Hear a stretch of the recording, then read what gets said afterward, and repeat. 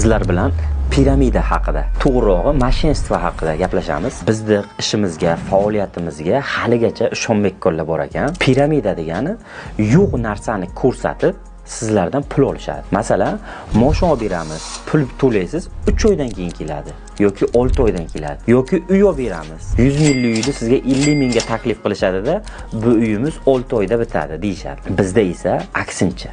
Siz yo'q pulingizga moshina olasiz, yo'q pulingizga uy olasiz va sizda kuyish ehtimoli hech qachon bo'lmaydi. Chunki siz mabodo imkoniyat qilalmasdan uyni, bizdan olgan uyingizni yoki bizdan olgan mashinangizni to'lovini qilalmasangiz, faqatgina oyma-oy qilgan to'lovingizga kuyishingiz mumkin. Bu ham mashinani yaxshi minmasangiz. Agar kimda-kim bizda ishlarimizga shubha qilishayotgan bo'lsa, bizning manzillarimiz, lokatsiyalarimiz aniq, bemalol kelib, biz bilan yuzma-yuz gaplashib, agar qanaqadir joyda shubha bo'ladigan bo'lsa, biz bilan yuzma-yuz o'tirib, ayblarimizni bo'ynimizga qo'yishlaring mumkin.